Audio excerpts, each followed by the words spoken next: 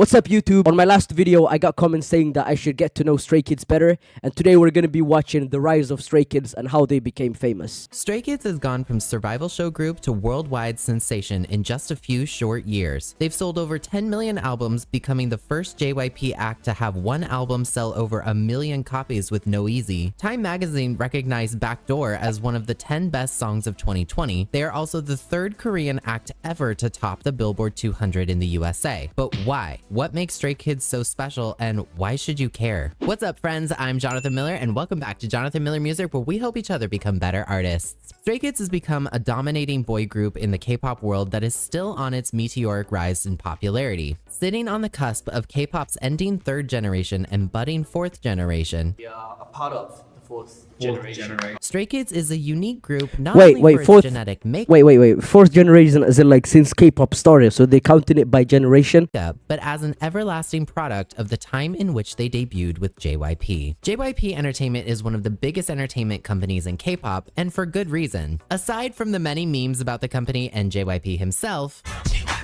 there's a reason why the company has the presence that it does now in K-pop and the music industry as a whole. So let's roll back the clocks a little bit. Established in 1997, originally as Taehong Planning Corporation during the Asian financial crisis by Park Jin-young, JYP Entertainment has grown into a multinational conglomerate. When you started this whole record label, did you ever picture that it would get this big? Hell no. Its founder, JYP, was an artist, producer, and songwriter before creating the company, dropping multiple Wait, he was really big, right? Like he was like one of the first like K-pop artists. I think I've seen him before, you know? studio albums, and one of the biggest South Korean hits of 1994, Don't Leave Me. During his college years, he frequently lived with and became friends with other producers and composers, including Bang Si-hyuk, who would eventually go on to launch the icons you might have heard of, BTS. The two of them Hey, worked come closely on. with one another for a number of years, including helping to launch G.O.D's first studio album in 1999 with Citus HQ. Even though it was initially a struggle as the strain of the Asian financial crisis was still taking its toll on South Korea. Luckily, following its successful launch with JYP as their mentor, G.O.D became a well-known act in K-pop. After signing Rain in 2000, however, is when Taehong Planning Corporation put itself on the map. Rebranding as the JYP Entertainment we know today, Rain became one of the biggest acts in all of K-pop and in all of Asia when its Raining sold over 250,000 copies, an uncommon and massive feat for a South Korean act. K-pop was clearly starting to spread. The mid-2000s saw a rapid growth in technology and the internet. McBling fashion, I literally did not know that K-pop had this much history. You know what I mean? Like I knew like, of course I knew it had history, but like I thought that it was just like big companies behind. I didn't know that they had this much lore. cell phone culture, and electropop began to be the dominating sound in music throughout the remainder of the decade. Another force of the 2000s in the new era of celebrity culture that began to make waves with the public around the globe were reality TV shows. Okay. Television itself was introduced to Korea in the early 1950s by the Radio Corporation of America, or RCA, during the Korean War. In 1956, Korea set up its first television broadcasting station, HLKZ-TV, which eventually was acquired by Hanguk Bangsong Kongsa, or KBS1 TV as you probably know it. Throughout President Park Chung-hee's authoritarian government, many restrictions were placed on what television content creators were allowed to produce, carefully balancing entertainment and propaganda until freedom of the press and media was established in 1989 with the registration of periodicals and the Broadcast Act. Fast forward to when Korea was in the throes of the Asian financial crisis in the 90s, television began to shift toward comfort and fun types of entertainment, often including music-oriented programs. Programs combining emotional, talk show, and observational aspects came into being around this time, fusing them together, much like how K-pop music combines multiple genres in one song today. These TV programs came to be known as Korean variety shows, with one of the first centering around JYP and Citus HQ group G.O.D in the form of Baby Diaries. Although originally pitched to HOT, Korea watched as Baby Jaemin was taken care of by the members, and its high ratings helped the group gain more notoriety and JYP Entertainment as a company. Variety variety shows continued to grow and grow as reality TV took over the 2000s around the world, as I previously mentioned. JYP's next massive group, which deserves their own deep dive editorial like this one someday in the future, Wonder Girls, were introduced to the world through MTV Wonder Girls in 2006. Eventually, JYP's first girl group became the first Korean group ever to break through in the USA when their hit Nobody debuted at number 79 on the Billboard Hot 100 back when streaming wasn't a thing, let alone counted toward the US's toughest chart to get on. JYP expanded out past Asia and launched JYP Entertainment USA in 2008 as Wonder Girls became an opening act for the Jonas Brothers and eventually getting their own movie with Teen Nick. Wait! We can't call ourselves the Wonder Girls. What if we get recognized? The Wonder Girls deserve their credit for how they affected the Hallyu wave. And truthfully, JYP Entertainment deserves its credit for helping to realize the vision of K-pop's success outside of Korea. Fast forward a little further, courtesy of YouTube and social media, K-pop acts began to go viral on the internet as the 2010s opened up, eventually ushering in K-pop's third generation. By this time, Korean variety shows were a staple for K-pop acts to participate in, allowing the public to get to know their favorite idols in funny, meme-worthy, and emotional ways. Variety shows also encompassed things like talent shows. This gave the public not only the chance to get to know their favorite idols more, but also be introduced to K-pop trainees, even getting a say and directly voting on who could join the next big group. K-pop was rapidly becoming a well-known thing around the globe, and JYP Entertainment saw the potential in that international growth, creating the first Japanese line in K-pop with 3 Japanese members for Twice, adding Chinese and American members to GOT7. Survival shows like Who Is Next and 16 got the public involved and drew more So wait, the audience would like choose who's like in the group. Audiences into JYP Entertainment groups. Although at this time already considered one of the big 3 companies in K-pop, JYP still struggled financially to get ahead of its competitors in YG and SM. The internet was making K-pop stars viral sensations, something that was still pretty difficult to do in the early days of social media in the mid-2000s, but JYP was keeping its eye on that change, and reaching distribution deals with other countries set the stage for JYP's next global sensation in the form of a 9-member boy group named Stray Kids. Stray Kids, much as their name implies, is a bit of an odd man out in JYP. Beginning as a survival show in 2017 of the same name, rather than trying to make it to the end past elimination rounds and be voted on by the public to debut as a group like 16, which launched twice, Stray Kids the show featured a group that was pre-selected and judged by JYP on individual skill and unexpected teamwork missions. Selected not exactly by JYP, but by its eventual leader, Bangchan. Coming from experience in ballet and Wait, he selected everyone? dance, Bong Christopher Chan passed the JYP auditions in 2010 and moved from Australia to South Korea, where he trained for 7 years. Bangchan trained alongside 7 years. Like what do you train for 7 years? Like what? GOT7, Day 6, and has spoken about how lonely he got watching his friends debut or leave the company. Still determined though, he enrolled in MIDI classes to learn more about music production. MIDI stands for Music Instrument Digital Interface, and essentially deals with the technical side of connecting multiple music devices, instruments, and computers, and all the audio equipment that's used to record and edit music. In other words, it's a technical standard set up in 1983, so that audio recording devices and instruments like synthesizers and computers all know how to communicate with one another. It's big brain energy, which Bangchan used to form 3RACHA and drop music as a trainee. Another member of 3RACHA, Han, spent multiple years come on, studying man. in Come on. W Han, man. W Han. eventually graduating over there. He took a year off and told his parents to give him 1 year to get signed to a K-pop agency, and if he didn't get signed, he'd return to Malaysia. However, nearing the end of his 1 year, his Wait, he's friend from convinced him Malaysia? to audition for JYP, which he reluctantly did, thinking there was no way he'd get in.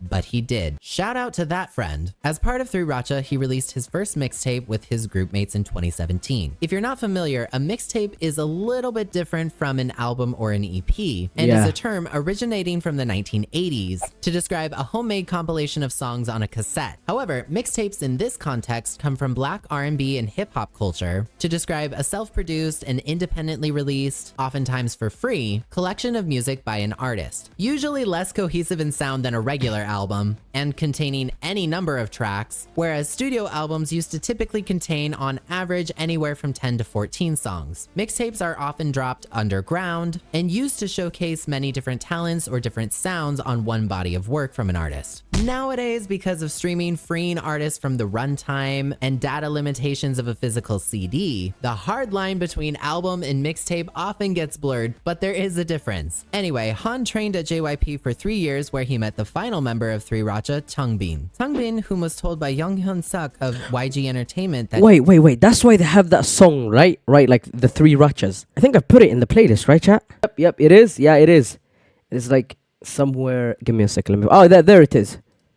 he was one of the best rappers he'd heard from JYP. Yeah, once man. performed at a school festival to Taeyong's Ring-a-Linga. Upon being accepted into JYP Entertainment, his supportive parents called him a genius and said had they known he was so good, they would have gotten him into music earlier and more seriously. Changbin trained at JYP for about 2 years, and together with Bangtan and Han, 3 Racha would go on to primarily write and produce nearly all of Stray Kids' music, something that doesn't happen very often in K-pop. The trio would also eventually be promoted to regular members of the Korea Music Copyright Association in 2023, a non-profit organization that exists to support its members' copyrighted content by protecting their intellectual property rights. Each year, based on the amount of royalties they've accrued in the past 3 years, the KOMCA promotes 25 junior members to— Wait.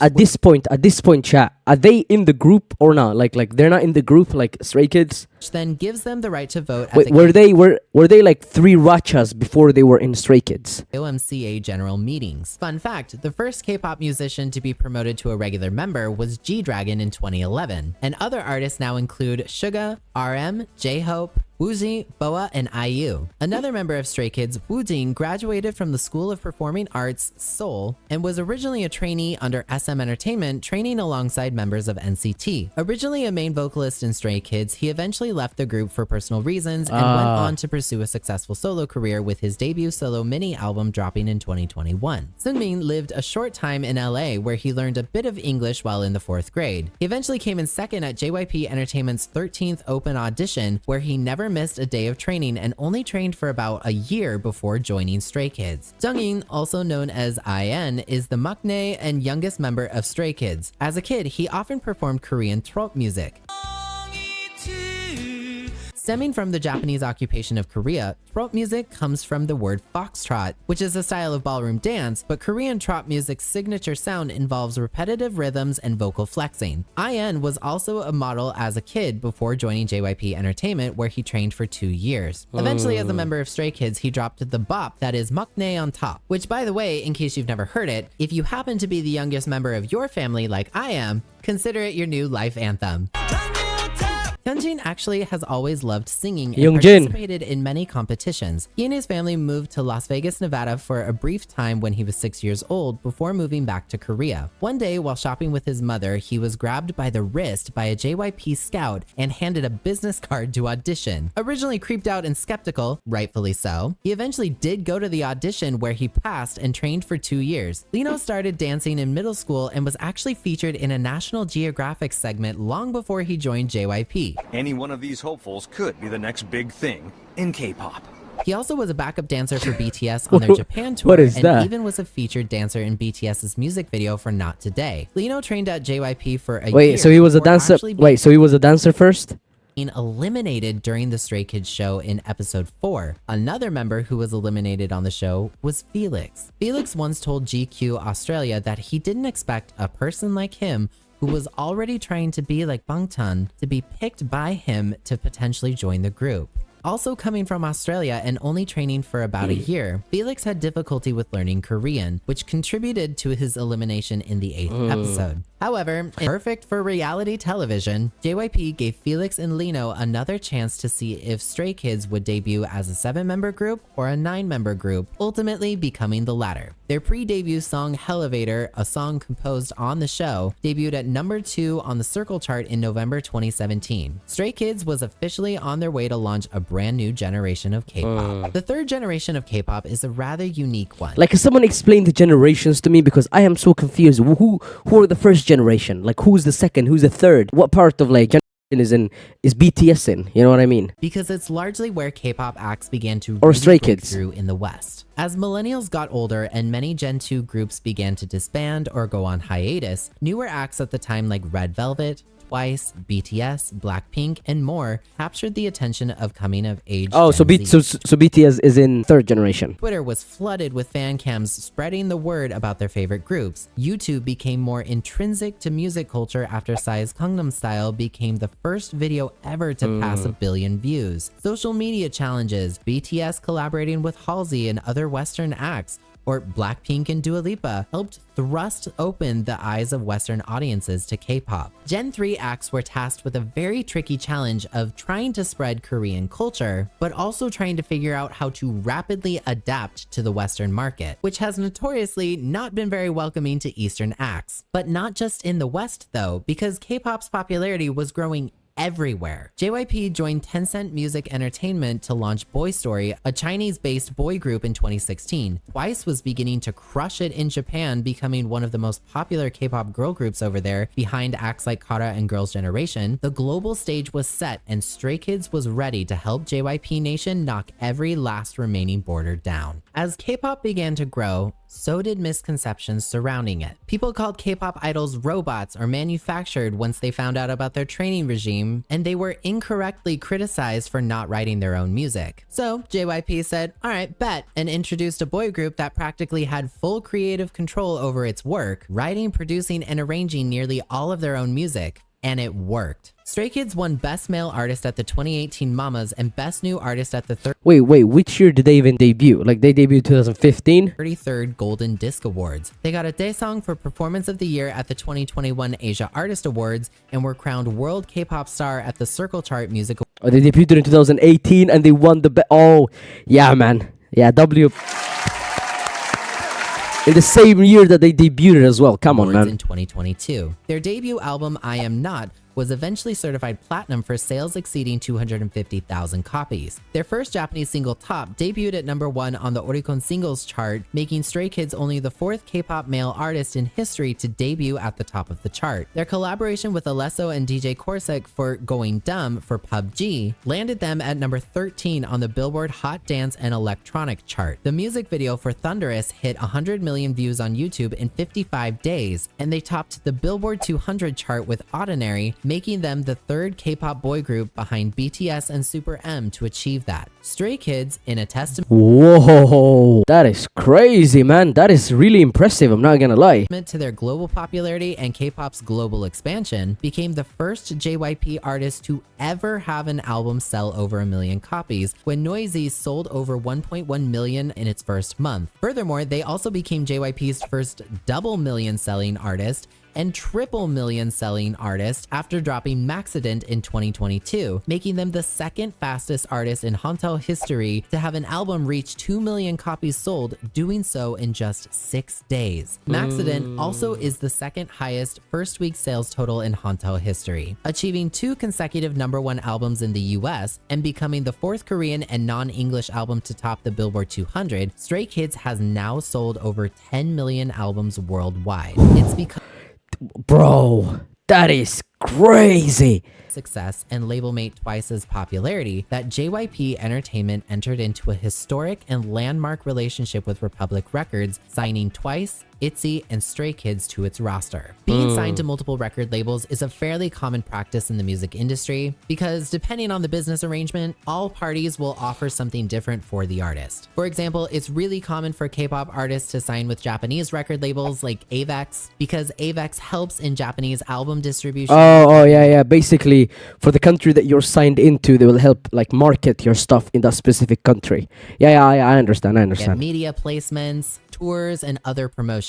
The same goes for Republic Records. Republic is a well-known record label here in the USA and has a fairly good reputation for how it treats its artists, which includes people like Taylor Swift, Ariana Grande, Nicki Minaj, Drake, Post Malone, and many others. A joint venture like this is significant for K-pop, not only because it signifies the USA's growing acceptance of the genre, but it's also a sign that JYP's initial vision of K-pop becoming a global phenomenon is finally becoming a reality. Stray Kids gets the magnificent task of charting new waters where K-pop is already a known thing. Given their success so far and the fact that they are set to become the first Korean act to headline Lollapalooza in France soon, Stray Kids is showing that just because everyone knows what K-pop is now, doesn't mean there aren't new barriers and walls to dismantle. Stray Kids is a product of the time they debuted and the legacy that developed before them, but they are also spearheading the charge to ensure that legacy isn't lost. Stray Kids writes their own music to showcase that Korea isn't producing robots, it's producing real and unmatched talent that deserves— Yeah. The fact that they're the fact that they're making their own music is actually kind of impressive. I'm not gonna lie. Like, they produce and they make like the lyrics and everything, man. That's actually impressive. To be heard. Stray Kids helped their own label finally surpass SM and YG, becoming the largest of the big three just 5 months after debuting in 2018, helping JYP Entertainment achieve $980.26 million in market capitalization. It's because of acts like Stray Kids that JYP has his artists dominating the West, acts like Niju in Japan, or NMIX reaching Spanish-speaking audiences now. Stray Kids also pays it forward by providing a safe space for their fans, writing songs with gender-neutral pronouns, experimenting with fashion. They donate to causes, more recently with Hyunjin and Changbin both donating 100 million Korean won to victims of the earthquakes in Turkey and Syria. K-pop has now become a phenomenon, and Stray Kids is leading its fourth generation by not abandoning the work that was done before them. Despite popular belief, Stray Kids is not trying to take BTS's place. They are growing to ensure that K-pop doesn't get written off as a meaningless viral sensation. They are a time capsule of the survival show generation, bridging the gap between the past and the future to ensure that K-pop's success around the world isn't forgotten, and that's why Stray Kids' success matters. Come on, man. WV. Thank you guys so much for watching. What do you think I should watch next? Comment them down below. Subscribe, like, and I will see you guys in the next video.